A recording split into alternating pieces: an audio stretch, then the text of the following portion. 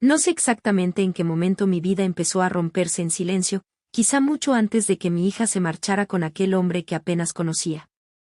Cuando pienso en ello, todavía siento una punzada amarga, como si alguien me tocara una herida que nunca sanó del todo. Yo tenía 50 años entonces, bastante joven para sentirme tan sola, y aún así, aquella mañana en la que mi hija me anunció que dejaba a su esposo para irse a otro país con su amante. Sentí que se cerraba una puerta y que me quedaba atrapada del lado equivocado. Mi yerno, bueno, nunca fui muy cercana a él, pero tampoco pensé que me vería como un estorbo. Él siempre había sido un hombre serio, reservado, un poco seco conmigo, aunque yo intentaba no tomarlo como algo personal. Pero después del escándalo, cuando mi hija se fue casi sin mirar atrás, algo en él cambió de forma brusca. Como si yo me hubiera convertido en un recordatorio incómodo de la traición de su esposa. Quizás lo era, ahora que lo pienso. Los primeros días fueron tensos, pero soportables. Él llegaba tarde del trabajo, evitaba verme, dejaba la televisión encendida toda la noche como si necesitara ruido para no pensar. Yo caminaba por la casa con cuidado, casi en puntillas, sintiéndome invitada temporal en un lugar donde había vivido tantos años. Pero un día, así sin más, explotó. Recuerdo su mirada dura, los dientes apretados, los puños tensos, como si quisiera controlarse pero ya hubiera perdido el control hacía tiempo. Me dijo que debía irme, que la casa le pertenecía ahora más que nunca, que él no tenía por qué cargar conmigo, que yo era el resto que había quedado después de un desastre. La frase me dolió más de lo que habría imaginado. No respondí, porque había demasiado orgullo dentro de mí para discutir con un hombre que estaba cegado por su rabia y su dolor. Recogí mis cosas en silencio, metiendo mi vida en 2 maletas viejas, y salí por la puerta sin mirar atrás. Creo que si lo hubiera hecho, habría visto a un hombre roto, no a un enemigo. Pero en aquel momento solo veía ingratitud. Me fui lejos. Muy lejos. A una ciudad que él ni siquiera conocía. A una vida que él jamás habría imaginado que yo tenía. Porque nunca preguntó por mí, nunca quiso saber quién era yo fuera del papel de suegra. No sabía, nadie lo sabía, que antes de casarme había construido un pequeño negocio que años después se convirtió en algo grande, muy grande. Había vendido mis acciones hacía tiempo, discretamente, y llevaba años viviendo de rentas, inversiones, proyectos silenciosos. Siempre me gustó la tranquilidad. Mantener mi vida financiera lejos de ojos curiosos. Incluso mi propia hija jamás se preocupó por saberlo. Pasó un año. 12 meses en los que no supe nada de él, ni falta que me hacía. Hasta que un día, por pura casualidad, lo vi. En un centro comercial, parado frente a una tienda de electrodomésticos, mirando precios con una expresión cansada. Había cambiado. Parecía más delgado, más serio, más derrotado quizá. Dudé si acercarme, pero él me vio primero. Y su cara, ay, su cara. Fue como si viera un fantasma. Se quedó inmóvil, con los ojos muy abiertos, como si yo no tuviera derecho a estar allí, arreglada, tranquila, incluso un poco elegante. Sentí un extraño gusto interior, una mezcla de justicia poética y años perdidos. Cuando me acerqué a él, noté cómo tragaba saliva, como si el simple hecho de verme lo obligara a enfrentar algo que había intentado olvidar. Yo no sabía exactamente qué decirle, así que me limité a un saludo cortés, casi distante. Pero él me miraba como si hubiera descubierto un secreto que llevaba un año buscándolo sin saberlo. No sabía qué, empezó a decir, pero no terminó la frase. Porque no sabía nada. Ese era el punto. Le ofrecí sentarnos un momento en una cafetería cercana. Dudó, aunque no sé si por orgullo o por vergüenza. Al final aceptó, quizá porque tenía la necesidad de entender qué hacía yo allí, tan distinta a la imagen que él tenía grabada en la memoria. Mientras caminábamos, lo observé de reojo. Había un cansancio profundo en sus hombros, como si llevara una carga que no había elegido. Me pregunté si mi hija le había causado más daño del que yo imaginaba. O tal vez era la vida misma, que sabe golpear donde más duele. Nos sentamos frente a frente, y por un instante sentí que el silencio se volvía espeso, como una manta que ninguno quería levantar. Pedimos café, aunque él parecía demasiado nervioso para beberlo.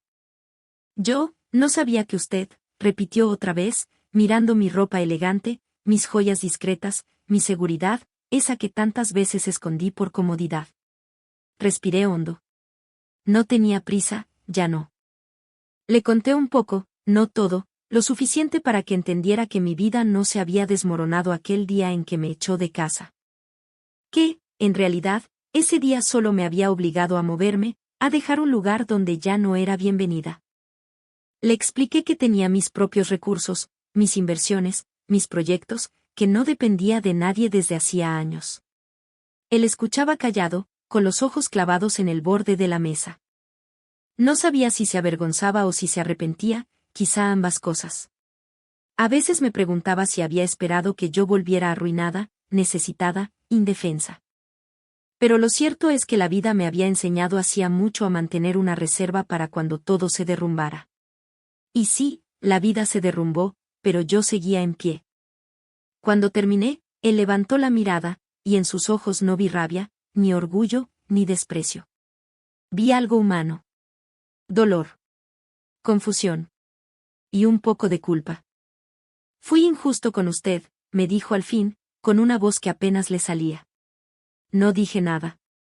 Tal vez esperaba una disculpa. Tal vez esperaba perdón. Pero yo ya no estaba allí para darle nada.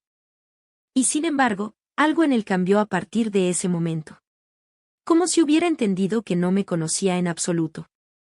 Que detrás de la suegra que él veía como una carga había una mujer completa, con historia, con cicatrices, con fuerza. Y no sé si fue esa revelación o la soledad que llevaba arrastrando, pero empezó a buscar mi compañía de una manera casi torpe, intentando acercarse sin saber bien cómo. Me llamaba de vez en cuando, preguntaba cómo estaba, ofrecía ayuda en cosas que yo no necesitaba realmente. Intentaba conversar, reconstruir un puente que él mismo había quemado sin pensarlo. Y aunque yo mantenía cierta distancia, no podía evitar sentir una curiosa mezcla de satisfacción y ternura.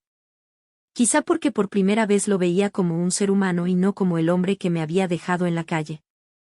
Quizá porque la vida, de alguna forma extraña, nos había juntado otra vez para enseñarnos algo. Pero la historia no terminó allí. Ni mucho menos. Lo que ocurrió después todavía me sorprende cuando lo pienso, como si fuera uno de esos giros inesperados de la vida que nadie puede prever, pero que llegan igual, silenciosos, inevitables. Él empezó a buscarme con más frecuencia. No con insistencia incómoda, sino con esa humildad que nace cuando uno reconoce sus errores demasiado tarde. Sus llamadas eran breves, a veces torpes, como si todavía temiera que yo colgara antes de que pudiera terminar una frase. Al principio me mantuve a distancia, más por prudencia que por rencor. Yo había aprendido a vivir sola, a disfrutar de mis días sin depender de nadie. Y la tranquilidad que construí en aquel año me parecía demasiado valiosa para abrirle la puerta a cualquier alteración emocional. Pero aún así, había algo en su voz, una fragilidad, una pérdida, quizás el eco de la soledad que ambos conocíamos demasiado bien. Ese eco me hacía escuchar un poco más, responder un poco más suave, permitirle acercarse un poco más. Un día me pidió que nos viéramos. Nada especial, un café, una conversación, un espacio neutral donde ninguno sintiera que debía defenderse. Acepté, no sé exactamente por qué, tal vez porque la vida me había enseñado que a veces las segundas oportunidades no son para otras personas, sino para uno mismo. Nos encontramos en un pequeño parque, bajo la sombra de un árbol viejo que parecía conocer más historias que nosotros dos juntos. Él llegó con flores. No eran costosas, no eran perfectas, pero tenían algo honesto. Algo que me desarmó un poco. Hablamos durante largo rato. Me contó que la casa se había vuelto demasiado grande para él, que trabajaba más horas de las que podía soportar, que la ausencia de mi hija, lejos de traerle paz, le había revelado un vacío que no sabía llenar. No pidió compasión, ni perdón. Simplemente lo dijo. Y en ese momento vi, por fin, al hombre real, no al yerno que yo recordaba, no al hombre que me había echado sin mirarme a los ojos, sino a alguien que intentaba comenzar desde cero, con torpeza. Con miedo, pero con sinceridad. Yo no hice grandes discursos. no lo consolé. No soy ese tipo de mujer.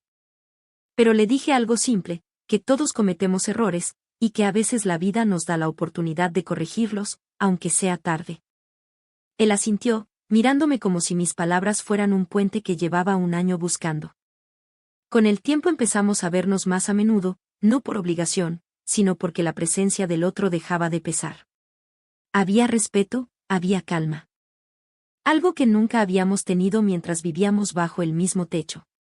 Curioso, como la distancia puede acercar a las personas más que la convivencia. Nunca intenté reemplazar a mi hija, ni llenar el espacio que ella dejó. Esa no era mi intención ni mi papel. Pero él empezó a tratarme con una deferencia que jamás había mostrado antes. Me llamaba para pedirme consejo, me ofrecía ayuda sin esperar nada, hablaba conmigo sin rabia ni resentimiento. Era como si el tiempo, ese año de silencio, hubiera limpiado el terreno para construir una relación completamente distinta. Y aunque no busqué justicia, la vida me la dio de una forma silenciosa. No por venganza, no por orgullo, sino por equilibrio. Porque a veces quienes te empujan fuera de una puerta terminan tocando a la tuya cuando descubren, demasiado tarde, que no sabían quién eras realmente. Yo lo recibí, no como enemiga que quiere ajustar cuentas, sino como mujer que finalmente entiende que el destino tiene maneras extrañas de cerrar los círculos. Y así, sin estridencias, sin drama, él dejó de ser el hombre que me echó de casa, y se convirtió en alguien que al final encontró un refugio en mí.